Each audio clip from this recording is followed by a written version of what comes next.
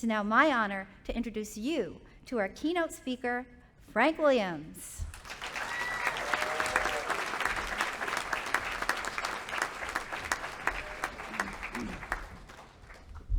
Thank you. I am as excited as you are to be here. I am honored to have been asked by President de Blasio to come and share with you for a few minutes.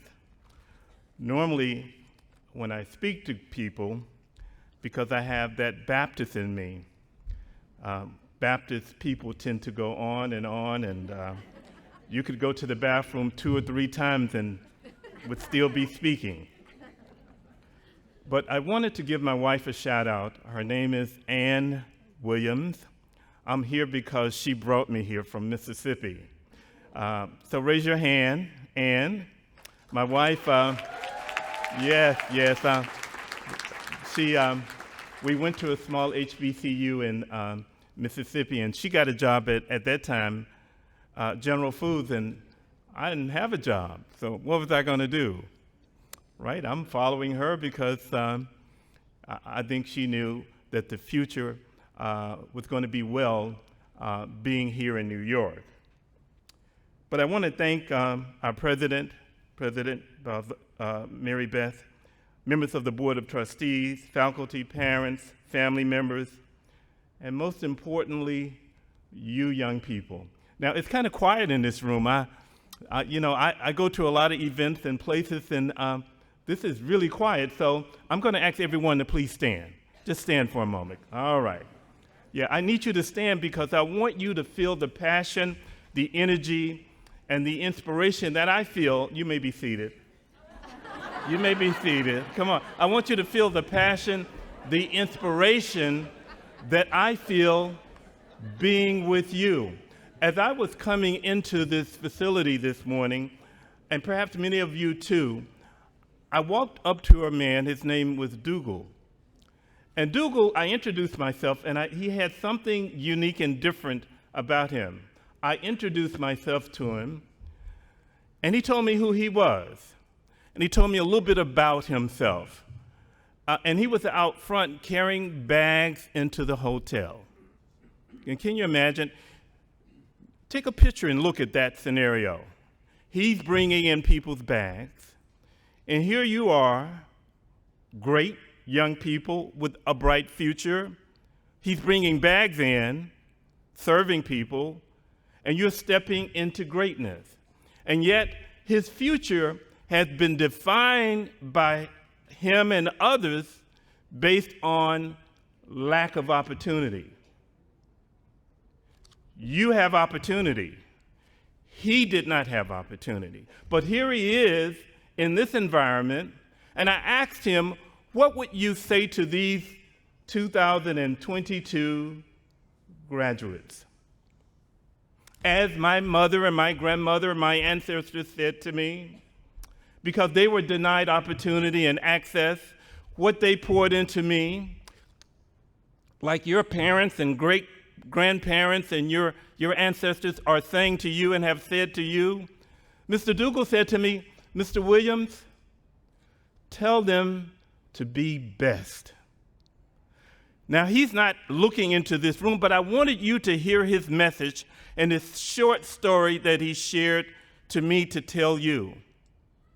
He wants you to not let this be an ending of your story. He wants you to continue to write your story by being great.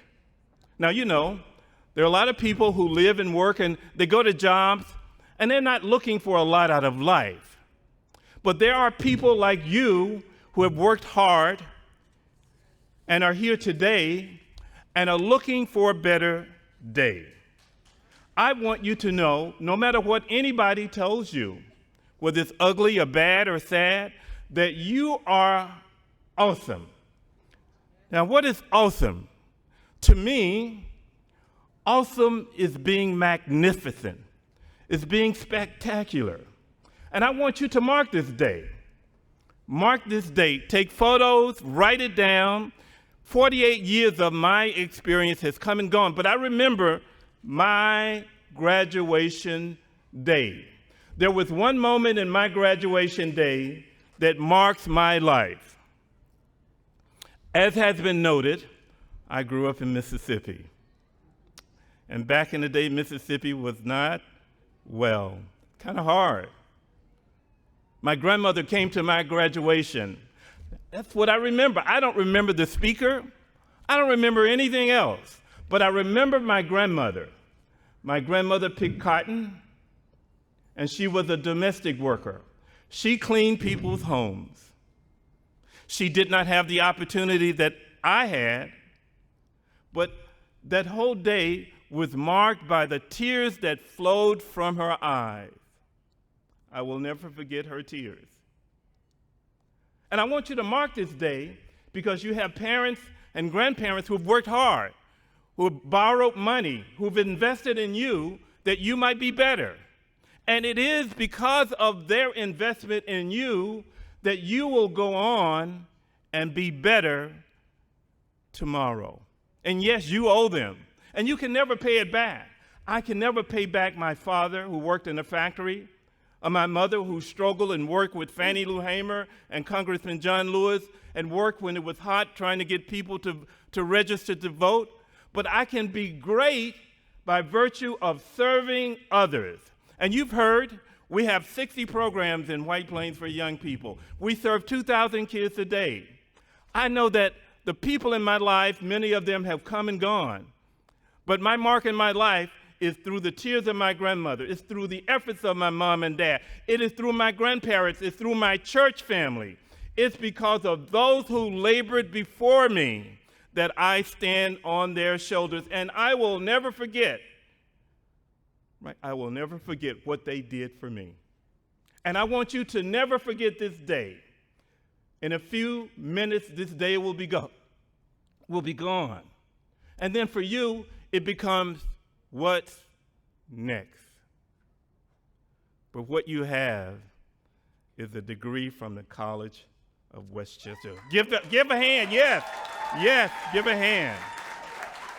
You have a degree from the College of Westchester. Thank God for that. Can I get an amen? Amen. All right. This sounds like that Baptist church I go to every Sunday. I'm beginning to feel the spirit in this place. But I wanted to say, we take so much for granted. And I know I work with a lot of people. I work with mayors and legislators, and I work with a lot of people. But I want you to know that you have to be great. A lot of stuff is going on in the world. You all know what happened last night. You know what happened in Texas. You know what happened in Buffalo. You know what happens in cities across our country every day. In New York and Chicago and St. Louis and in New Orleans. We read it in the paper. We see it on the news. You know that there is darkness in our world. So I want to put this out there to you. Be a vote. Be a heart. Be light. Be a hand. Be encouraged. Be the change. Be a door. Be a neighbor. Be a friend. 35 young people a few years ago I was working with, and I asked these young people, how many of you know someone who's locked up in prison? And all of the hands went up. How many of you know someone who's on drugs? And all of the hands went up. And they were all young African-American boys, elementary and middle school. And I was running a group. I am a social worker by heart. And I asked them, how many of you have a father in your life? And only a handful of these young men had a dad. And I asked them, why are you here? What brings you here? What's your purpose? What do you want? True story. These young men said to me, Mr. Williams, we are depending on you because you're all we got. Can you imagine how I felt when these young boys who looked like me said that? Not having a father, not having someone to hold their hand or take them to the park or ride a bike. Well, that sealed it for me, right? I've been doing this work at the City of White Plains Youth Bureau for 35 years. That sealed it for me because I recognize, as I want you to recognize, that I was obligated to stay with these young men. And I say to you, graduates, you are obligated to stay in the fight, to stay with your family, to stay with your wives, to stay with your moms and dads, to stay with your sisters and brothers. It is hard. It is difficult. But think again.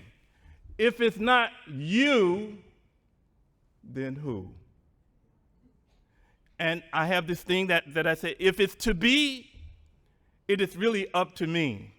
And if it's to be, yeah, it's up to you. Yeah, you. Yeah, we're passing. Listen, I realize I'm saying to myself, can I really be 70 years of age this year already? Where did the time go? I don't know. But I wouldn't trade anything for my journey. I wouldn't. I know that those who gave me to give to you. I've noted that this is an awesome day in the city of White Plains, down at Renaissance Plaza. I don't know if you've been there, but there's a sculpture of Harriet Tubman. Has anyone seen that sculpture? Come on, people, you got to go. You got to go. You all know who Harriet Tubman was, right? Come on. We stand on Harriet's wings. Harriet Tubman was she's known as being the mother of the Underground Railroad.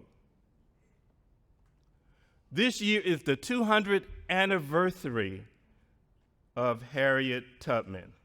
And one of the quotes I like that embodies me, she said that if you hear the dogs, keep going. If you see the torches in the woods, keep going.